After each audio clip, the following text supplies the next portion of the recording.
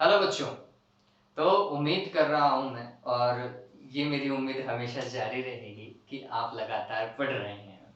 ठीक है। और देखिए, मैं आपको हर एक वीडियो के अंदर ये कहता हूँ कि बच्चों आपके पास में टाइम है, टाइम है। एक बार ऐसा भी कहेंगे कि बच्चों अब टाइम नहीं है, अब तो बिल्कुल पढ़ना ही पड़ेगा। लेकिन वो भी टाइम थोड़ा सा दूर है। तो प्लीज़ पढ़िए और अच्छे से पढ़िए। जो चीज़ आप पढ़ रहे हैं उसमें जितना टाइम आपने लगाया, लाइक सपोज करो एक वीडियो को देखने में आधे घंटा लगा रहे हो, तो उस आधे घंटे तक उसी चीज का मनन करो, उसी चीज को सोचो। तो वो आपको उसी समझ समझ में आ जाएगा। आपने वीडियो चला करके छोड़ दिया है, दिमाग कहीं और है, उससे कोई फायदा नहीं होने वाला बच्चों। ठीक है। तो प्लीज अच्छे से पढ़ें, तसल्ली से पढ़ें। ठीक है। चलिए, तो मैंने आपको लास्ट टाइम बताया था बच्चों कि आपको वीडियो में आई आइकन दिखाई देगा। जब आप वीडियो को ऑनलाइन क्लिक करोगे ना, तो आपको कॉर्नर में उधर आई जैसा सिंबल दिखाई देगा, है ना। उस आई वाले सिंबल पे क्लिक करो, वहां पर आपके लिए एक सवाल है। उस सवाल के आंसर के ऊपर क्लिक करो बच्चों। ये वो छोटी छोटी चीजें हैं जो आपको हमेशा दिमाग में रखनी चाहिए। ठीक है। इससे आपके कॉन्सेप्ट जो हैं वो बढ़ते चले जाएंगे। अभी मैं सिर्फ और सिर्फ एक ही क्वेश्चन डाल रहा हूँ वीडियो में। आगे जाकर के ऐसा टाइम आएगा कि अपन ज्यादा क्वेश्चन भी उनके अंदर डालेंगे। ठीक है। चलिए, काम करते हैं। एक क्वेश्चन जो लास्ट के अंदर मैंने बोला था कि ये मैं आपके ऊपर छोड़ रहा हूँ, कि यदि बहुत सारे पदार्थ किसी समांतर प्लेट संधारित्र, ये पढ़ रहे थे समांतर प्लेट संधारित्र। तो समांतर प्लेट संधारित्र में बहुत सारे पदार्थ भरे हुए हैं, लेकिन पहले वाले में अंशतः भरे हुए थे। अब अपन बोल रहे हैं कि पूर्ण रूप से वही पदार्थ भरे हुए हैं। तो हेडिंग जो है वो कुछ ऐसी है: समांतर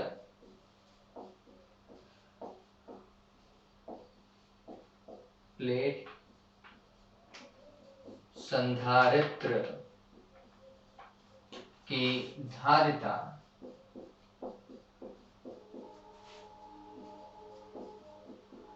जबकि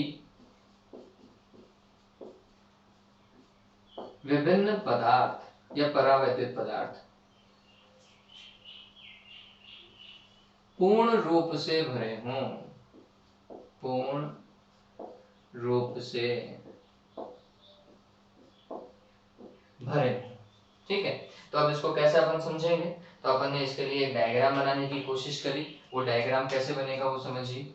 तो यहाँ पर मैं वो समांतर प्लेट संधारित्र बना देता हूँ। सुविधा के दृष्टिकोण से अपन ने इसे बहुत चौड़ा बना दिया है ताकि अपन चीजों को समझ सकें। ये वाली प्लेट प्लस के चार्ज वाली थी और ये वाली माइनस के चार्ज वाली। अब यहाँ पर बहुत सारे पदार्थ भरे हुए हैं। तो ये पहला पदार्थ मान लीजिए,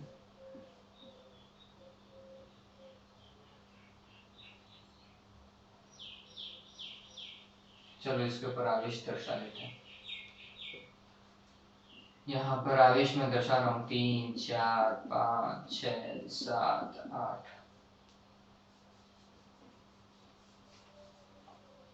1 2 3 4 5 6 7 8। ठीक है।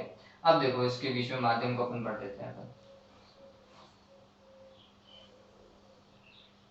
ये पूरे में अपन ने माध्यम पढ़ देना। कहीं कोई हवा नहीं है, ये बच्चों सिर्फ और सिर्फ गैप राशि दिख रहा है, कहीं कोई हवा नहीं है। ठीक है। ये पहला माध्यम, ये दूसरा माध्यम होगा ऐसा, फिर ऐसा करके कोई तीसरा माध्यम होगा, और इसी तरीके से एनवा माध्यम भी होगा। पहला माध्यम T1 मोटाई पर, दूसरा T2 मोटाई पे, तीसरा T3 और लास्ट वाला Tn मोटाई पर। ठीक। माध्यम का परावैद्युतांक epsilon R1, epsilon R2, epsilon R3 और यहाँ पर एप्सिलॉन R है। ठीक है, लास्ट वाले का। अब देखो, यहाँ पे माध्यम तो है ही नहीं। ठीक। तो डायरेक्ट विभवांतर के ऊपर काम करते हैं, और विभवांतर ज्ञात करने के लिए विद्युत क्षेत्र चाहिए। और विद्युत क्षेत्र निर्वात वाले को डिस्कस नहीं करेंगे, क्योंकि निर्वात तो है ही नहीं, या वायु तो है ही नहीं। तो जो विभवांतर है वो देखिए कैसे देखा जाएगा। प्लेटों के मध्य विभवांतर, ये लिख लीजिएगा। वो क्या होगा? तुमने बोला पहला माध्यम, पहला माध्यम का विद्युत क्षेत्र कितना है? तुमने बोला EM1 मान लेते हैं। और फिर पहले माध्यम की दूरी कितनी है? T1 है। फिर दूसरा माध्यम, उसके लिए विद्युत क्षेत्र EM2 और उसके लिए दूरी। फिर तीसरा माध्यम, इसके लिए EM3 लिखा जाएगा और दूरी T3, dot dot dot last EMN और TN। ठीक है, डन। चलिए अब देखो माध्यम में विद्युत क्षेत्र देखते जाओ। पहले माध्यम के लिए विद्युत क्षेत्र कितना लिखा जाएगा, तो हमने लिखा sigma divided by epsilon naught और एप्सिलॉन R1, यहाँ पर T1 आएगा। फिर दूसरे के लिए आएगा sigma divided by epsilon naught epsilon R2 और T2। फिर sigma divided by epsilon naught epsilon R3 T3। पता तो चल रहा है ना, ऐसे ही होता है विद्युत क्षेत्र तो। और ये हो जाएगा sigma divided by epsilon naught epsilon Rn और T। डन। कुछ कॉमन भी दिखाई दे रहा होगा क्या बच्चों, sigma divided by epsilon not common है, तो यहाँ पर क्या रह जाएगा, T1 divided by epsilon R1 plus T2 divided by epsilon R2 plus T3 divided by epsilon R3 और dot dot dot Tn divided by epsilon Rn। बात समझ में आई। फिर सिग्मा, सिग्मा को क्या लिखते हैं बच्चों, Q डिवाइडेड बाय A, ये लिखते हैं नहीं लिखते हैं, तो ये हो जाएगा कुछ ऐसा, T1 divided by epsilon R1 plus T2 divided by epsilon R2 plus T3 divided by epsilon R3 dot dot dot Tn divided by epsilon Rn। ये भी विभवांतर हो चुका है। अब क्या देखेंगे, धारिता, तो हमने लिखा किसकी परिभाषा से, धारिता की परिभाषा से। ठीक है, अब धारिता की परिभाषा से क्या लिखेंगे भाई, C इज इक्वल्स टू, आप क्या लिख सकते हैं बच्चों, Q डिवाइडेड बाय V, मान रखो भाई, तो Q डिवाइडेड बाय V का मान देखो, Q divided bye A epsilon not, फिर T1 upon epsilon R1 plus T2 upon epsilon R3 plus T3 divided by epsilon R3, okay ये मैंने गलत लिख दिया, एप्सिलॉन R2 आएगा, dot dot dot Tn divided by epsilon Rn। ठीक है, Q से Q क्या हो जाएगा, कैंसिल, A एप्सिलॉन नॉट ऊपर चला जाएगा, तो इसे एप्सिलॉन नॉट A लिख सकता हूं मैं ऊपर, नीचे क्या बचा, T1 upon epsilon R1 plus T2 upon epsilon R2 plus T3 upon epsilon R3 और dot dot dot Tn divided by epsilon Rn। गौर कीजिए लास्ट वाले डेरिवेशन से सिर्फ एक ही अंतर है, लास्ट वाले डेरिवेशन में यहाँ पे d माइनस टी आ रहा था, ठीक है, यहाँ पे d माइनस टी आ रहा था जब अंशतः भरा हुआ था d माइनस टी, और फिर ये चीज तो आ ही रही थी, यहाँ पे d माइनस टी हट गया, क्यों, क्योंकि यहाँ पे d बराबर क्या रखना पड़ेगा, t रखना पड़ेगा, तो मैं d की जगह भी अगर t रखूंगा तो t माइनस टी क्या हो जाएगा, जीरो हो जाएगा, तो ये टर्म ऑटोमेटिकली हट जाती है बच्चों, ये ध्यान रखिएगा। तो ये जब पूरी तरीके से क्या भरे हुए हों, माध्यम भरे हुए हों, विभिन्न माध्यम भरे हुए, समझ में आ गया ये आपको। चलिए, तो ये इतना ही था समांतर प्लेट संधारित्र। अब समांतर प्लेट संधारित्र में एक बेसिक कॉन्सेप्ट और रह रहा है बच्चों, वो क्या कॉन्सेप्ट है वो समझिए, इसे बोलते हैं बच्चों उपांत प्रभाव, फ्रिंजिंग इफेक्ट। देखिए उपांत प्रभाव होता क्या है उसे समझें।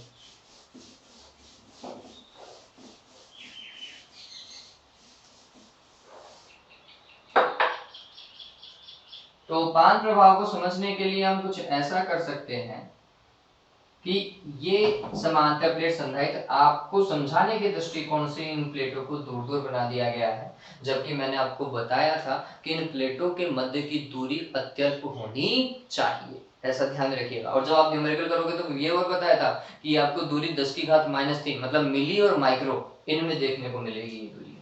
चलिए, और विद्युत क्षेत्र क्या होता है प्लेटों के मध्य, विद्युत क्षेत्र कैसा मानते हैं, समरूप मानते हैं। अगर ये वाली प्लेट प्लस की है तो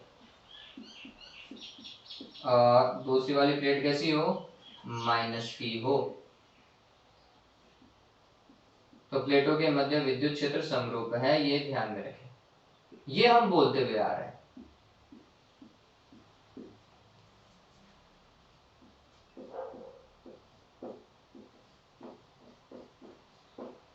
उपांत प्रभाव, फ्रिंजिंग इफेक्ट।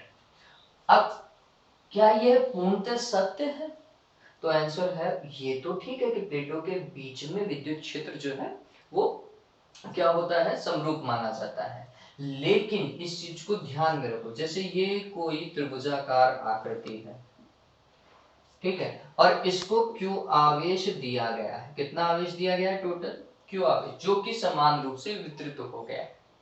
तो इसका मतलब हम ये भी कह सकते हैं कि इसका पृष्ठीय आवेश घनत्व हर जगह समान रहना चाहिए। ठीक है, लेकिन ऐसा नहीं होता। ये यहाँ पर ये जो कोने है ना बच्चों, कोनों पर पृष्ठीय आवेश घनत्व जो है हमेशा ज्यादा होता है। ये बात ध्यान रखिएगा। यहाँ पर पृष्ठीय आवेश घनत्व ज्यादा है, यहाँ पर ज्यादा है, यहाँ पर ज्यादा है। किसकी तुलना में? इसकी फ्लैट सरफेस की तुलना में। ये बेसिक कॉन्सेप्ट है बच्चों, ये दिमाग में रख लीजिएगा। न्यूमेरिकल करते टाइम हम इस चीज को नेग्लिफाई करते हैं कि हटा दो कि भाई अभी हमारा न्यूमेरिकल जो है वो हमें सही करना है, तो हम इसको हटा देते हैं। लेकिन एक्चुअली देखा जाए तो ये बात ध्यान में रखना कि किसी भी आकृति में अगर कूट है ना, कूट कोने हैं, तो उन कोनों पर पृष्ठीय आवेश घनत्व जो है वो ज्यादा होता है। ये ध्यान रखिएगा। ऐसा काम यहाँ पर भी है भाई। प्लेट है तो प्लेट के किनारे भी है, किनारे है तो यहाँ पर पृष्ठीय आवेश घनत्व जो है वो ज्यादा है। किसकी तुलना में? मध्य के पृष्ठीय आवेश घनत्व की तुलना में। ये बात ध्यान में रखना। ठीक, इसके कारण क्या होगा? यहाँ पर जो है वो आवेश घनत्व ज्यादा हो जाएगा। अब ये जो विद्युत क्षेत्र बल रेखाएं हैं यहाँ पर, ये कुछ ऐसे भी आती है, समांतर न होकर के ये क्या हो जाती है? वक्रित हो जाती है। विद्युत क्षेत्र समरूप न रह करके इसके किनारों पर कैसा हो जाता है? परिवर्ती हो जाता है, और ये जो विद्युत बल रेखाएं हैं वो वक्रित हो जाती है। यही प्रभाव क्या है बच्चों? उपांत प्रभाव है। इस चीज को ध्यान रखना। किसी समांतर प्लेट संधारित्र के किनारों पर पृष्ठीय आवेश घनत्व अधिक हो जाने के कारण इसके किनारों के निकट विद्युत क्षेत्र रेखाएं वक्रीय रूप धारण कर लेती हैं, या फिर विद्युत क्षेत्रीय रेखाएं वक्रित हो जाती हैं। यह परिवर्ती विद्युत क्षेत्र को प्रदर्शित कर सकता है। लेकिन ये लाइन नहीं लिखो तो भी कोई दिक्कत वाली बात नहीं है। तो यह इन विद्युत क्षेत्र रेखाओं का वक्रित हो जाना ही किनारों के निकट क्या कहलाता है? उपांत प्रभाव कहलाता है। इस चीज को ध्यान में रखें। वापस से, किसी समांतर प्लेट संधारित्र के किनारों के निकट पृष्ठीय आवेश घनत्व अधिक हो जाने के कारण इसके किनारों पर विद्युत क्षेत्र समरूप नहीं रहता। यहाँ विद्युत बल रेखाएं वक्रित हो जाती हैं। यही प्रभाव क्या कहलाता है? उपांत प्रभाव कहलाता है। बात समझ में आ गई? समांतर प्लेट संधारित्र हेतु धारिता की गणना करने के लिए इस प्रभाव को नगण्य माना जाता है। ये बात और ध्यान रखिए। और वैसे भी नगण्य मात्र ही है बच्चों। क्यों? क्योंकि अब सोचो थोड़ा, ये प्लेटें बिल्कुल ऐसे बिल्कुल पास पास, ऐसे बिल्कुल पास पास। अब सोचो ये वक्रित कितना होगी। मैं बोर्ड पे बना तो रहा हूँ, आपको दिख रहा होगा कि नहीं दिख रहा होगा वो थोड़ी चांसेस देखो बहुत कम है। आप पेंसिल से दो लाइनें खींचो, उनके बीच का गैप बहुत कम करो और फिर वक्र बनाने की कोशिश करो। वो वक्र जो है वो लगभग लगभग एक स्ट्रेट लाइन की तरह दिखने लग जाता है हमें। ठीक है, तो ये बात ध्यान में रखिएगा कि वहां पर ये जो वक्र बनता तो है, वास्तविकता ये है कि हाँ ये वक्रित होती है, लेकिन ये इतना कम है कि हम बोलते हैं कि नहीं, इसे समरूप मान करके गणना कर लीजिए धारिता की। ठीक है, ये बात ध्यान रखिए। तो उम्मीद करता हूँ ये समझ में आया होगा आपको। चलिए आज अपन न्यूमेरिकल कर लेते हैं दो और। न्यूमेरिकल तो नहीं है, आपकी किताब के अंदर वो पीछे सवाल दिए हुए हैं, वो सवाल है और बहुत ही अच्छे सवाल है।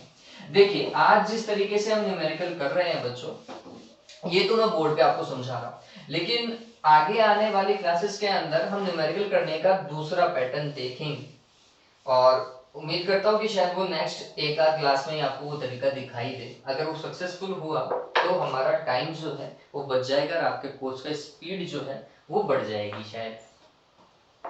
चलिए तो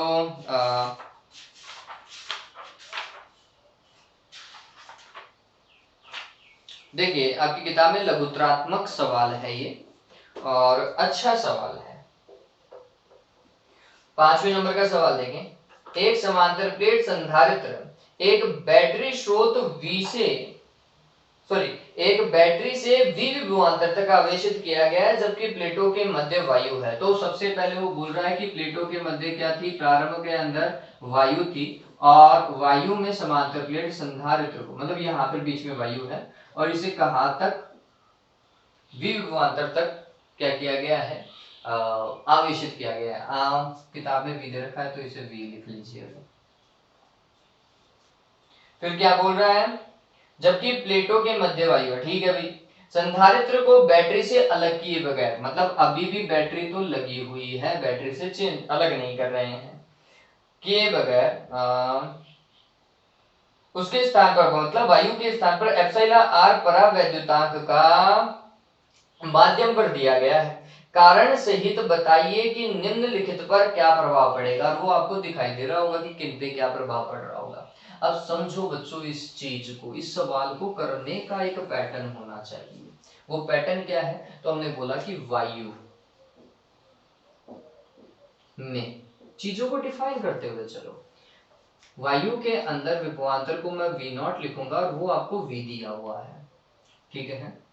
फिर विद्युत क्षेत्र को देखिए, विद्युत क्षेत्र को क्या प्रदर्शित करेंगे,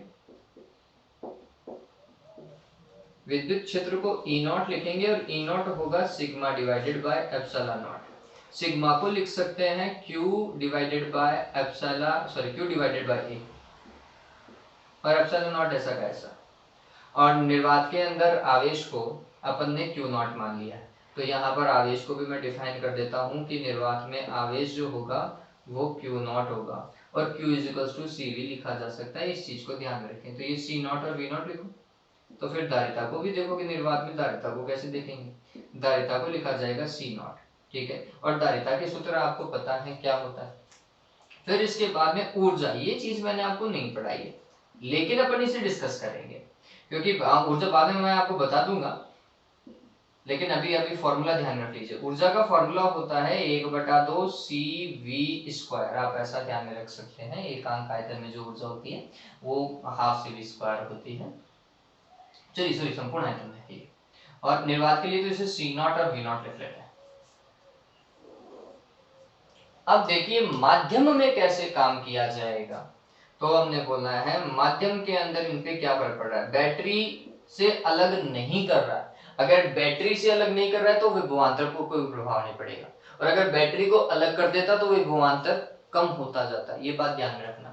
तो माध्यम जैसे ही भर दिया गया है, परावैद्युत पदार्थ जैसे ही भर दिया गया है, नेक्स्ट केस की बात कर रहे हैं, ठीक है, तो क्या होगा, विभवांतर पर क्या प्रभाव पड़ेगा, तो हमने बोला कोई प्रभाव नहीं पड़ेगा। क्यों, क्योंकि बैटरी को अलग नहीं किया गया है। कारण क्या है, बैटरी स्रोत लिखोगे आप चीज को, चूंकि बैटरी स्रोत को हटाया नहीं गया है अतः विभवांतर पूर्ववत ही रहेगा। तो V माध्यम का मान V नॉट के बराबर, और V नॉट किसके बराबर था, V के बराबर, ठीक है। फिर बात कर लेते हैं धारिता के ऊपर। ये सबसे सिंपल है, ये जो चीज मैं आपको बता रहा हूं ये आपको पहले ही पता चल जानी चाहिए। धारिता, माध्यम के अंदर धारिता सिंपल सा है, एप्सिलॉन आर गुना हो जाती है प्रारंभ की। कुछ ऐसा लिखते हो नहीं लिखते हो, तो धारिता क्या हो जाएगी, बढ़ जाएगी। माध्यम बढ़ने पर धारिता बढ़ जाती है, जबकि विभवांतर क्या रहता है, अपरिवर्तित रहता है। चलिए विभवांतर आ चुका है, धारिता आ चुकी, तो मेरे हिसाब से आवेश के बारे में हम डिस्कस कर सकते हैं कि आवेश कैसे चेंज होगा। देखिए आवेश को डिस्कस करते हैं। तो आवेश Q माध्यम होगा, Q is equal to CV होता है, तो इसे C माध्यम और V माध्यम लिख लो, ठीक है। C माध्यम कितना है, एप्सिलॉन आर C नॉट, और V माध्यम कितना है, V नॉट ही है। C नॉट और V नॉट देखो आप, C not V not, Q not होता है क्या, एप्सिलॉन आर Q नॉट हो गया क्या, बताओ भाई। आवेश बढ़ाया घटा, तो हमने बोला बढ़ जाता है, ठीक है। आवेश हो चुका है, धारिता हो गई, विभवांतर हो गया। विद्युत क्षेत्र की बात करते हैं, विद्युत क्षेत्र पर क्या प्रभाव पड़ेगा, तो ई माध्यम बराबर क्या होगा, sigma divided by epsilon naught और एप्सिलॉन आर, ये तो हो जाएगा माध्यम में। गौर करो सिग्मा भी तो चेंज होगा माध्यम के अंदर, क्यों, क्योंकि Q डिवाइडेड बाय क्या लिखते हो, A लिखते हो, ठीक है। एप्सिलॉन नॉट और एप्सिलॉन आर चलेगा, लेकिन ये Q क्या आएगा, माध्यम का ही तो आएगा। चलिए काम करें, Q माध्यम कितना है भाई, epsilon are into Q naught, चलो ठीक है।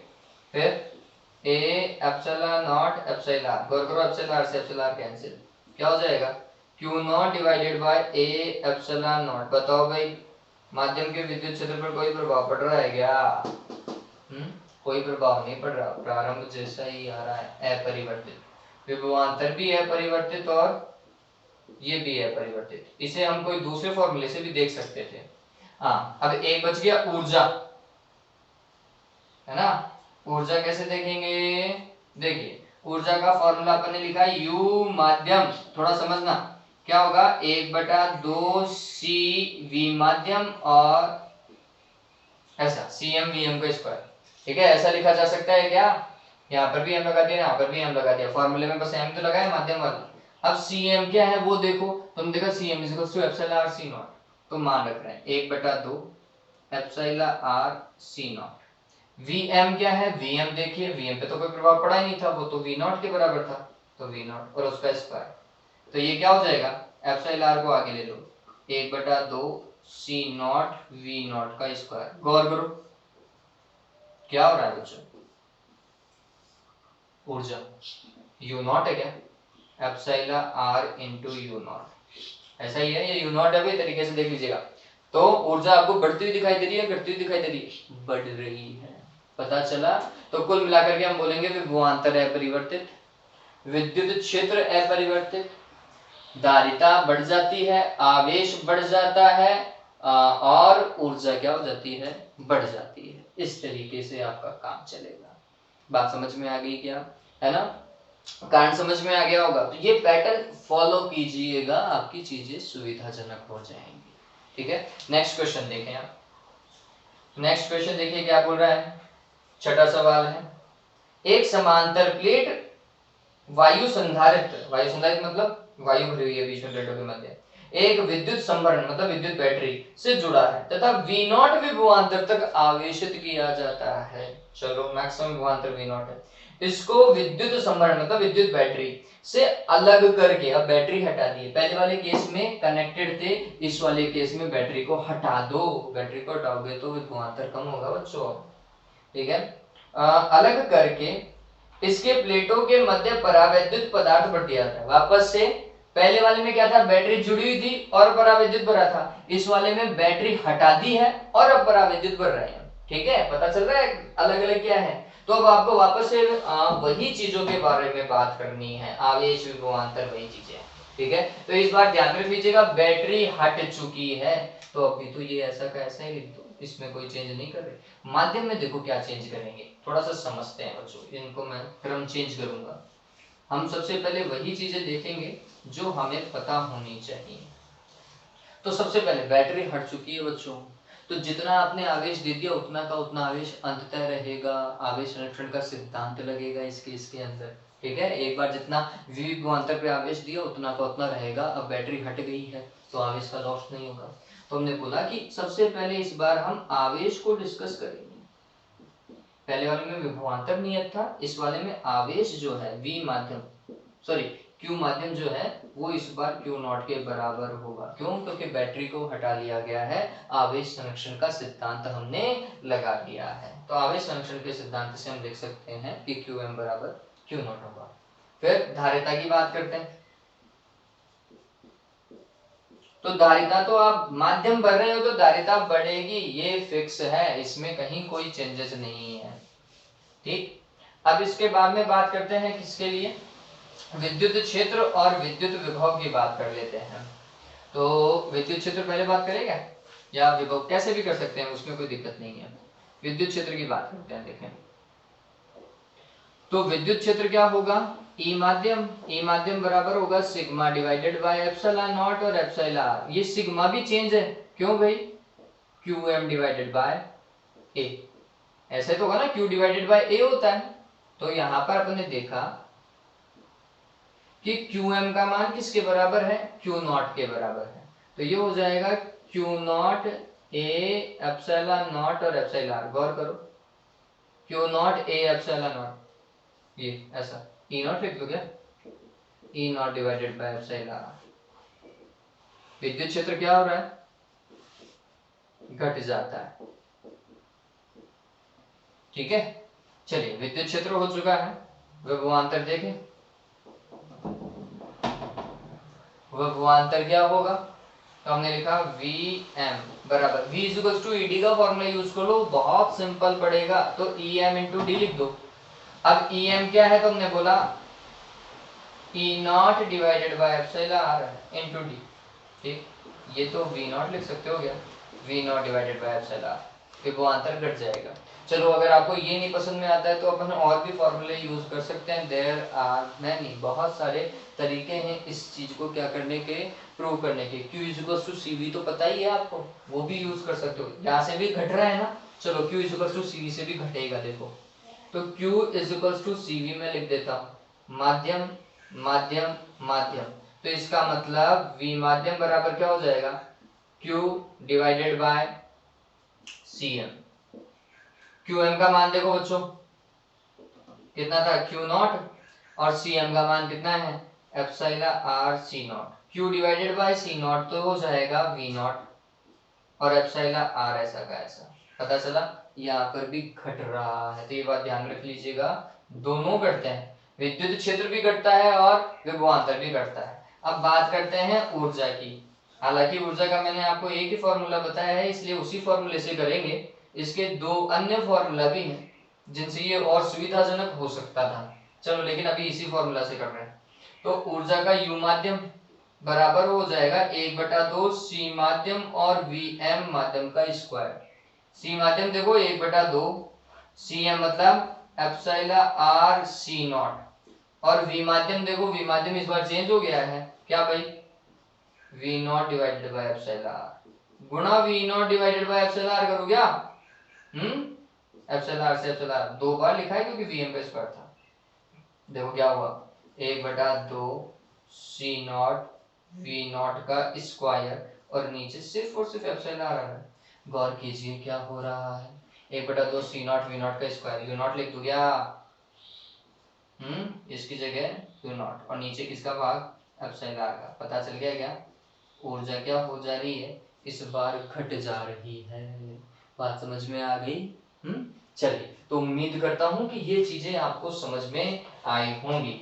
बच्चों लगातार पढ़ना चालू कर दो, और ये जो दोनों सवाल आज अपन ने किए ना, दे आर क्वाइट इंपॉर्टेंट, अभी तक आरबीएससी में पूछे नहीं गए हैं, ये भी सही बात है, लेकिन ये दोनों सवाल कॉम्पिटिटिव एग्जाम के दृष्टिकोण से बहुत ही बढ़िया हैं, ये बात और ध्यान रख लीजिएगा। वाकई में आरबीएससी ने उपकार ही किए इन दोनों सवालों को जोड़ करके, हमारी मेंटल एबिलिटी को बढ़ाया है इसने। ठीक है, चलिए आज के लिए इतना ही, नेक्स्ट वीडियो में कुछ और पढ़ेंगे। Okay, have a good day.